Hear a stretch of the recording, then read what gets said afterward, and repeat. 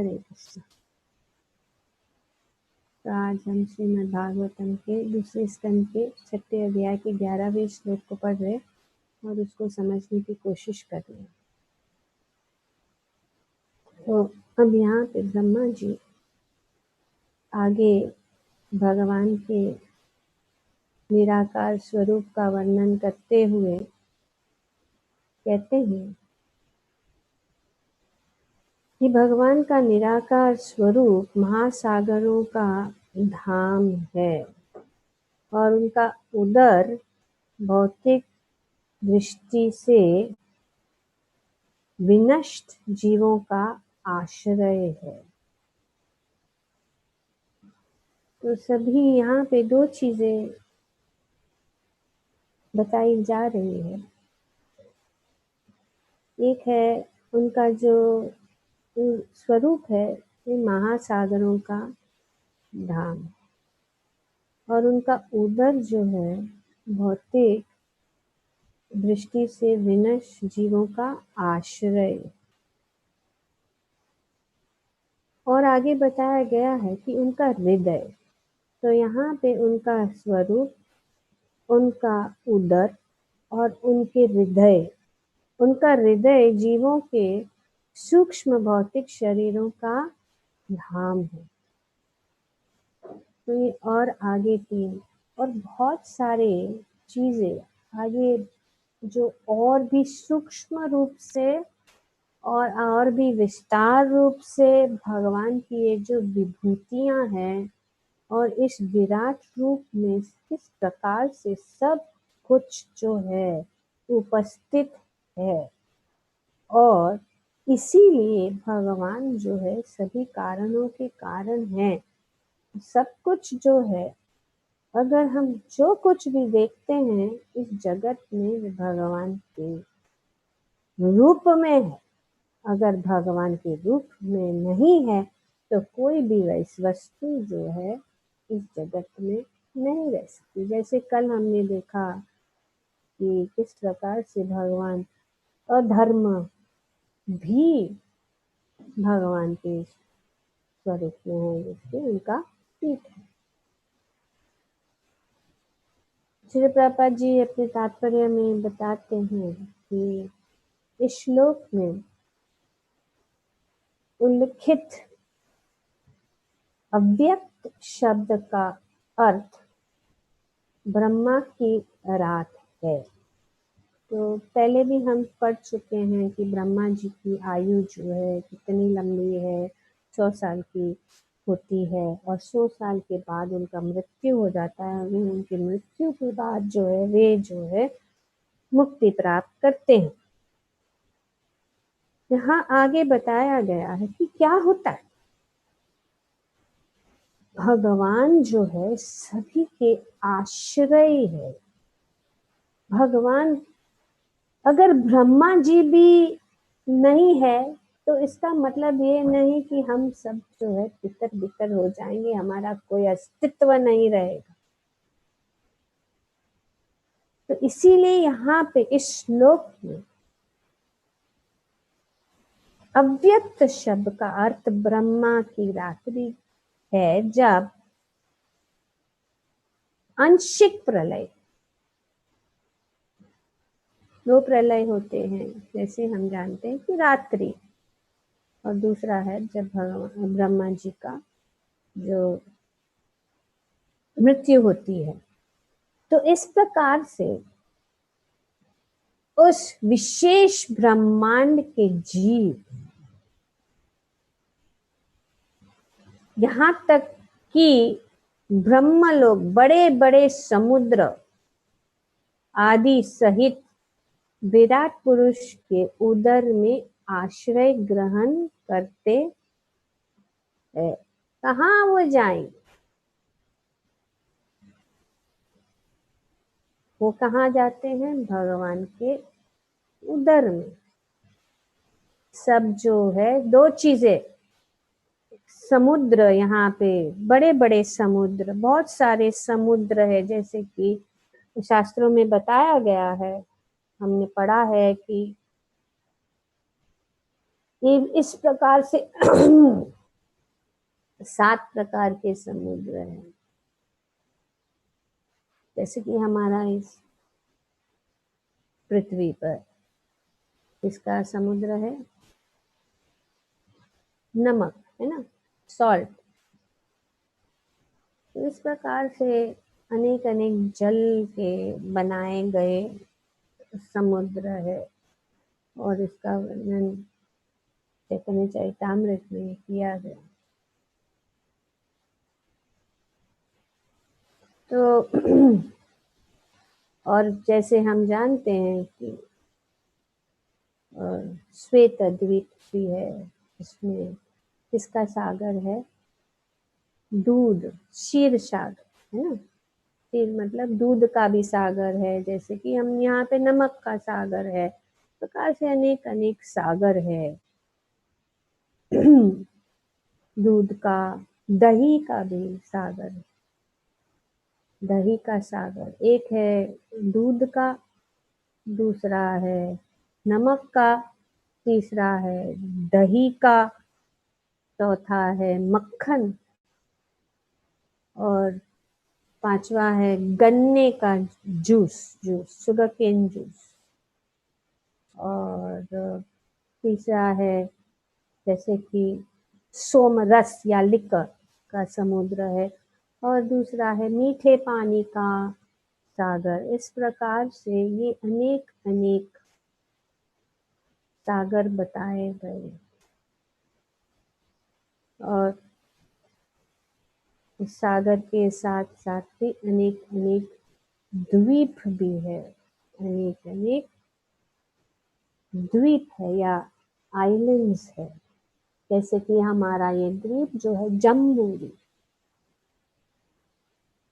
तो ये जम्बू एक द्वीप है, और सब द्वीप जो है ये अनेक अनेक प्रकार के सागरों से जो घिरे हुए, सागरों के बीच में आइलैंड कहते हैं। Island is in the water, जल के अंदर अलग है, ये जम्बू द्वीप। और इस प्रकार से 7 प्रकार के अनेक अनेक द्वीप है। ये बहुत सुंदर तरीके से हम चैतन्य चरितामृत में वर्णन किया गया है, और आगे हम और भी जानेंगे जब हम तीसरा स्कंद और इसी स्कंद में आगे सब कुछ और भी डिटेल में हम जानते जाएंगे। पर अभी ये जानने के लिए, क्योंकि ये 7 प्रकृति के कितने समुद्र हम सोच समझे, क्योंकि हमारी दृष्टि जैसे फ्रॉग इन द वेल, हम सोचते हैं कि हमारा ही कुआं सब कुछ है, उसके आगे कुछ नहीं है। हाँ, जो मेंढक कुएं में रहता है वो सोचता है कि उसको पता नहीं कि उसके कुएं के आगे बड़ा बड़ा तालाब भी है, बड़ा सागर भी है, नहीं जानता। तो हम नहीं जानते, लेकिन हाँ ये है, इतने सारे जो सागर है, इतने सारे, और उस सागर और द्वीप है, और द्वीप में भी अनेक अनेक खंड है, 7-9 प्रकार के खंड है द्वीपों में। जैसे कि भारत खंडे, जम्बू द्वीपे भारत खंडे, इस प्रकार से अनेक ये जो है स्थान, अलग अलग स्थान है। और ये सब कहाँ है, भगवान के शरीर के अंदर। यहाँ पे जिस प्रकार से यहाँ वर्णन किया गया है कि महासागरों के धाम है भगवान का ये रूप, ये जो निराकार रूप, ये जो विराट रूप जो है, सभी भगवान के शरीर के अंदर है। और उनके उदर भौतिक दृष्टि से विनष्ट जीवों का आश्रय है। तो ये आश्रय जो विनष्ट, ब्रह्मा जी की रात्रि बीतने पर पुनः सृष्टि होती है, तो इसीलिए जब तक उनकी रात्रि है ब्रह्मा जी की, वो क्या होता है, सभी जीव जो है भगवान के उदर में आश्रित, उनका आश्रय स्थान, भगवान उनको अपना आश्रय देते हैं। कहाँ पे, उनके उदर, यहाँ पे बताया गया है। कि उनका उदर भौतिक दृष्टि से विनष्ट जीवों का आश्रय है, कहाँ नहीं जाते, वे सब सुरक्षित, भगवान उनके लिए सब आयोजन करते हैं। और ये जो उनका प्रोसेस है बहुत ही साइंटिफिकली, सिस्टमैटिकली, टेक्निकली चल रहा है, ये पूरा साइंटिफिकली है। श्रीमद् भागवतम भी ऐसा नहीं है कि भगवान भावुकता से हम ऐसे कहते हैं कि भगवान पूर्ण पुरुषोत्तम भगवान श्री कृष्ण, ऐसा ही नहीं है। और यहाँ पे बताया गया है कि बुद्धिमान लोग इसे इस प्रकार से जानते हैं, बुद्धिमान लोग जो है ये जानते हैं। जो अल्पज्ञ व्यक्ति है वो इन सब चीजों को नहीं समझ सकते, क्योंकि उनकी दृष्टि छोटी है, उनका ज्ञान सीमित है।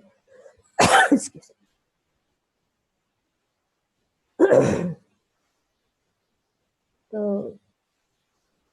बहुत सुंदर है ये, हम भक्तों के लिए बहुत अच्छा है, क्योंकि हम भगवान की भक्ति में अपनी श्रद्धा जो है दृढ़ कर सकते हैं कि भगवान सब चीजों का ध्यान रखते हैं। ऐसा कोई भी चीज नहीं है जो उनके ध्यान में नहीं है। और यहाँ तक कि आगे बताया गया है कि भगवान जो है शरीर त्यागने के बाद भी भगवान जो है सभी जीवात्मा अपने सूक्ष्म शरीर के रूप में अपने हृदय में स्थान यहाँ पे बताया। उनका हृदय जीवों के सूक्ष्म भौतिक शरीरों का धाम है। तो कहाँ जाएंगे, ये धाम भगवान सूक्ष्म शरीर की। क्यों? क्योंकि जीव कभी नष्ट नहीं होता, चाहे ये पूरा ब्रह्मांड नष्ट क्यों ना हो, लेकिन जीव जो है नष्ट नहीं होता। और उनका आश्रय स्थान क्या है? उनका आश्रय स्थान है भगवान का उदर, सॉरी भगवान का उदर, भगवान का हृदय।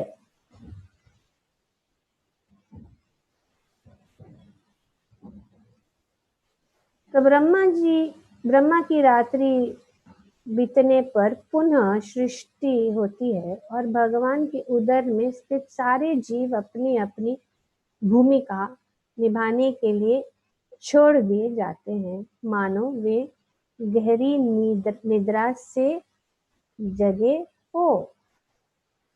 ये सब जो है, अगर हाँ कोई भी कार्य कर रहे हैं, जब भगवान ब्रह्मा जी की रात्रि हो जाए, पॉज, स्टैच्यू। और वो कहाँ जाता, जहाँ कहाँ स्थित हो जाता है? भगवान के उदर में। और जब दिन शुरू हो जाता है ब्रह्मा जी का, तो वापस अपने अपनी एक्टिविटी स्टार्ट हो जाती है। वेरी सिंपल, इसमें ज्यादा कुछ कोई भी समझ सकता है इसको। जो यहाँ पे सुंदर तरीके से वर्णन किया जा रहा है श्री प्रभुपाद जी द्वारा, ये अपनी अपनी भूमिका निभाने के लिए छोड़ दिए जाते हैं, मानो वे गहरी नींद से जागे, स्लीपिंग पॉज। इसका वीडियो प्ले कर रहा है, सडनली आपको कुछ काम हो गया, आपको नींद आ गई, तो आप पॉज करके, क्योंकि आपको आगे खत्म नहीं हुआ है कार्य, खत्म नहीं हुआ है मूवी, और भी बाकी है, लेकिन नींद आ गई बीच में, तो पॉज करके सोने के बाद वहां से वापस बाद में जब जागने के बाद उसको देखना शुरू कर। क्योंकि जीव कभी कभी नष्ट नहीं होते, अतएव भौतिक जगत का संहार होने पर जीव का अस्तित्व नहीं मिटता, उनका अस्तित्व रहता है हमेशा हमेशा। भगवान जीव जो है सनातन हमेशा के लिए। लेकिन जब तक मुक्ति प्राप्त नहीं होती तब तक जीव को एक शरीर त्याग कर पुनः पुनः दूसरा शरीर धारण करना होता है। यह मनुष्य जीवन शरीर के बारंबार परिवर्तन का समाधान निकालने के लिए होता है। तो ये जो मनुष्य जीवन इसीलिए दिया गया है कि बार बार फिर किसके हृदय में, विराट पुरुष के जो हृदय में है, वो जो है जीवों के सूक्ष्म रूप परम पुरुष के हृदय में रहते हैं और सृष्टि के समय वे आकार ग्रहण कर लेते हैं। तो अनेक अनेक आकार,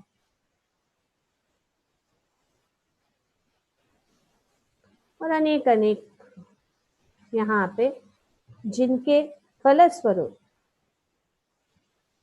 चिदाकाश में स्थान प्राप्त हो सके जहाँ प्रत्येक वस्तु सच्चिदानंद स्वरूप है। तो ये एक सिचुएशन है कि दो चीजें हैं।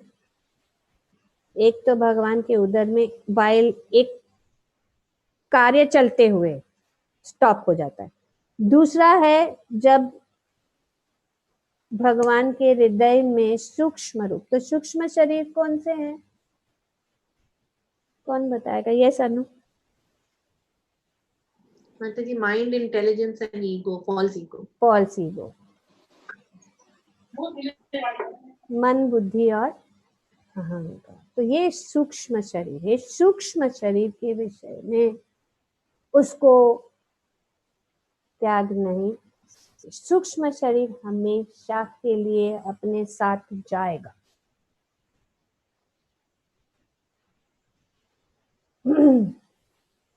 तो इस प्रकार से, क्योंकि सूक्ष्म शरीर के आधार पे, तो भगवत गीता में 15वें अध्याय में बताया गया कि शरीराम यद अवापनोति यच्चापि उत्क्रमतीश्वरः गृही वैतानि संयाति वायुर्गंधन इवाश्ययात। जिस प्रकार से, किस प्रकार से एक शरीर से दूसरे शरीर को धारण करते हैं, जिस प्रकार वायु जो है एक जगह से दूसरे जगह जाती है, तो इस प्रकार से जो जीव जो है अनेक अनेक प्रकार का शरीर को धारण करता है और त्याग करता है। और ये किसके आधारित है? कर्म के आधारित। और ये शरीर, सूक्ष्म शरीर जो है, वो हमारा जो भी हमारी इच्छाएं हैं, जो भी हमारी कॉन्सेप्शंस है, उसको कैरी करते।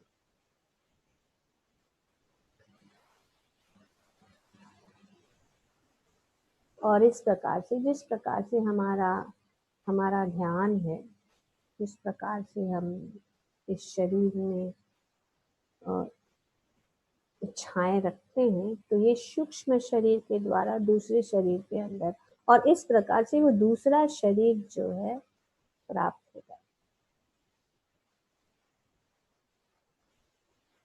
तो जब ये स्थूल शरीर को जब जीव त्यागता है, तो सूक्ष्म शरीर वो आत्मा के साथ जाता है। और जब तक ये सूक्ष्म शरीर को हम नहीं भगवान की शरणागत नहीं होंगे तब तक इस सूक्ष्म शरीर से मुक्त नहीं हो सकते। The jeev cannot get rid of the subtle body full of miascience and evil desires until and unless he is liberated. जब तक वो मुक्त नहीं होता, वो इस सूक्ष्म शरीर, शायद स्थूल शरीर से मुक्त हो सकता है लेकिन सूक्ष्म शरीर से मुक्त नहीं हो सकता है। वो उसको दूसरे शरीर में लेके जाएगा जब तक वो मुक्त नहीं होता।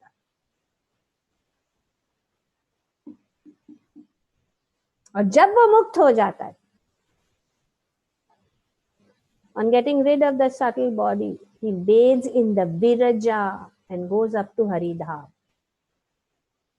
तो ये सूक्ष्म शरीर यहाँ पे बताया गया है कि जो ये शरीर है ये हमेशा अपने साथ, आत्मा के साथ रहेगा। इसको भी हमें, क्योंकि ध्यान रहे कि हमने पहले भी ये चर्चा की है कि 24 तत्वों के अंदर ये भी ये भौतिक तत्वों में से मन, बुद्धि और अहंकार, तो ये सबसे बड़ा ये चीज है कि हम ये अहंकार, इसको कहते हैं मिथ्या अहंकार, इस मिथ्या अहंकार से मुक्त होना है। रियल ईगो या अहंकार से मुक्त नहीं हो सकते, लेकिन ये मिथ्या अहंकार से मुक्त होने से ये सूक्ष्म शरीर को एक वाहन बना के हम मुक्त हो सकते, क्योंकि सूक्ष्म शरीर के बिना हम आगे नहीं बढ़ सकते भी है। लेकिन क्योंकि वो 24 तत्वों में से है, लेकिन उससे मुक्त होने के लिए हमें क्या करना है? भगवान के शरणागत होना है। जब हम भगवान के शरणागत हो जाएंगे तभी मुक्त हो सकते, नहीं तो नहीं हो सकते, क्योंकि वहां जाना है, नहीं तो हम यहीं पे घूमते ही रहेंगे। तो ये मन, बुद्धि और अहंकार एक स्थूल शरीर को त्यागने से दूसरा शरीर, स्थूल शरीर प्राप्त होता है। किसके आधार पे? मन, बुद्धि और अहंकार। तो ये मन, बुद्धि और अहंकार से हमें जो है कैसा ध्येय प्राप्त करना है? सिद्ध ध्येय, भौतिक ध्येय नहीं। ध्येय को क्या करना है? सिद्ध। तो परम सिद्धि मतलब ये जो है हमें वो सिद्ध ध्येय को प्राप्त करना। The jiva forsakes one body and takes resource in another body. The jiva cannot get rid of the subtle body. नहीं हो सकता। तो इसीलिए सिद्ध ध्येय प्राप्त, जब हम भक्ति करते हैं, भगवान की शरणागत होते हैं, भगवान की सेवा करते हैं, भगवान का हरि नाम वाहन है सिद्ध ध्येय। तो किसी ने गौर किशोर दास बाबा जी से पूछा कि ये सिद्ध प्रणाली क्या है? हरे कृष्णा महामंत्र, हरे कृष्णा कृष्णा कृष्णा हरे हरे, हरे राम राम राम हरे। हमें इतना सरल रास्ता दिया है श्री चैतन्य महाप्रभु में ने हमें, है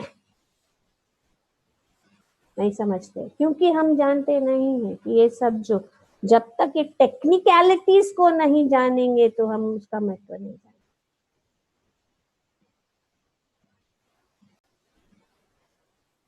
सिद्ध देहि चित्ते करे कहानी सेवन सखी भावे पाया राधा कृष्णेर चरण। राधा कृष्ण को के चरण प्राप्त करने के लिए हमें ये सब हमारा भौतिक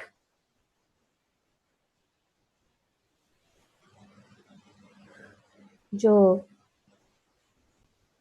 दूषित शरीर है उसको त्याग। After thinking of Radha Krishna and their pastime for a long time, and after getting completely free from material contamination, one is transferred to the spiritual world. Automatically होता है, भगवान ये शास्त्र का प्रमाण है, श्री चैतन्य चरितामृत में। There the devotees attains an opportunity to serve Radha and Krishna as one of the devotees. गोलोकेर प्रेम धना हरि नाम संकीर्तन। तो ये हरि नाम जो है यही गोलोक। नाम बिना किच्छु नाही 14 भुवन माज। हमारे आचार्य हमें कह रहे, लेकिन हम कुछ और सोचते हैं, और तरीके, लेकिन और कोई रास्ता नहीं है। अगर किसको कोई और रास्ता लेना है तो वो वेलकम है, कर सकता है, कोई बात नहीं, क्योंकि भगवान ने हमें स्वतंत्रता दी है। भगवान हमें जबरदस्ती नहीं करते, लेकिन जो सत्य है वो सत्य है। ये हमारे ऊपर है कि हम ये स्वीकार करें या नहीं करें। ये Shri Bhakti Siddhanta Saraswati Thakur comments that the word Siddha De, perfected spiritual body. तो हमें ये spiritual body बनाना है, spiritual body जो इस भौतिक तत्वों से परे है। जिस प्रकार से भगवान को ये सब भौतिक तत्व छू नहीं सकते, इस प्रकार से जब हम भगवान के शरणागत हो, और हम एक आध्यात्मिक शरीर को प्राप्त कर सकते हैं जब हम भगवान के शरणागत होकर और भगवान की भक्ति करते हैं। तो ये कैसे?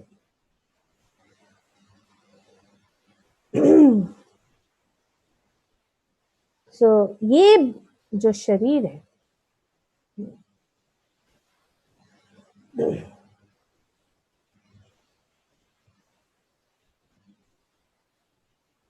perfected spiritual body refers to the body beyond the material gross body composed of 5 elements and the subtle body composed of mind, intelligence and body. ये subtle body beyond, उनसे परे। In other words, one attains complete spiritual body fit to render service to the transcendental couple Radha and Krishna. सर्वोपाधि विनिर्मुक्तम तत्परित्वेन परत्वेन निर्मलम। सर्वोपाधि, सभी उपाधि, ये जो उपाधियां हैं,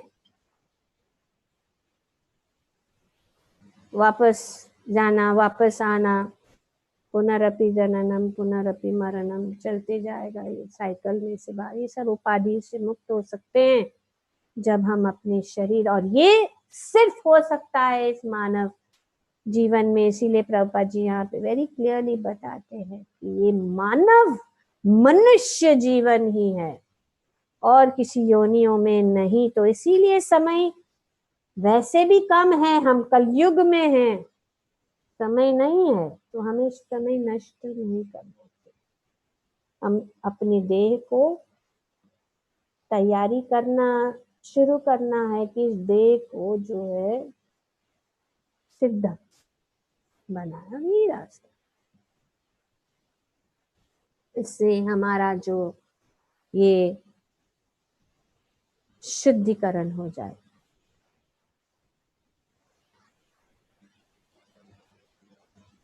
One is elevated to the spiritual world by the spiritual body and is situated either in Goloka Vrindavan or another Vaikuntha planet. चाहे तो हमें जब ये सिद्ध शरीर प्राप्त होता है तो हम गोलोक वृंदावन जा सकते या वैकुंठ। और वो कैसा होता है? क्योंकि सिद्ध देह में, स्पिरिचुअल बॉडी में कोई भौतिक इच्छाएं नहीं होती है। भौतिक इच्छा से मुक्त हो जाता है व्यक्ति और वो संतुष्ट सिर्फ भगवान की सेवा में रहता है। He is satisfied by only rendering devotional service to the Supreme Personality of Godhead, Radha and Krishna. Radha Krishna प्राणम, जब वो स्थिति पर, इसीलिए भक्ति परम भगवान भगवद गीता में भी कहते हैं कि सभी योगियों में से कौन है जो मेरा भक्त। ये भगवान का वचन, भगवान के शब्द है। ऐसा नहीं है कि हम भावुकता से या अपने मन से बोल रहे हैं, ये सब शास्त्रों का प्रमाण है। When the spiritual body, mind, senses are completely purified, one can render devotional service to the Supreme Personality of Godhead in Vaikuntha. The consort is Lakshmi, and in Goloka Vrindavan the consort is Srimati Radharani.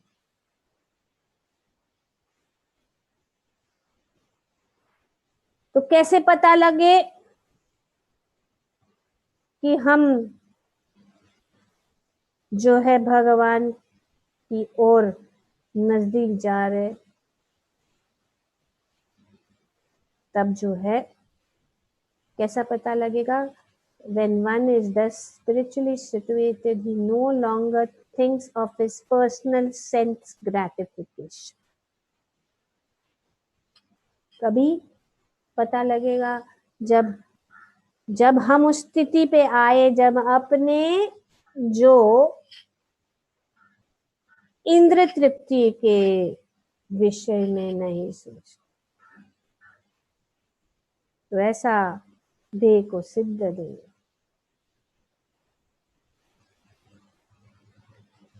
तो क्या करे?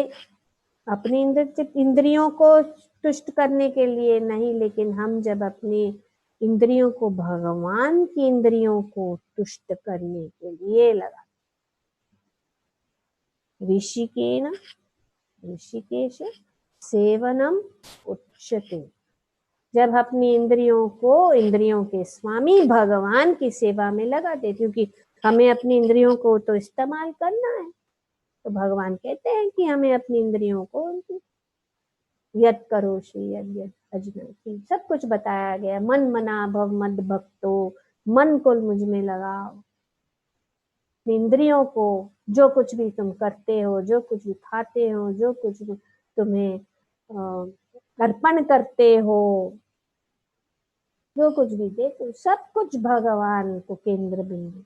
एक ही कार्य करना है, बहुत simple है। अपने कार्य कुछ नहीं है। ये जो है इतना लाभदायी है कि भगवान को केंद्र बिंदु बना के हर कार्य को करना है।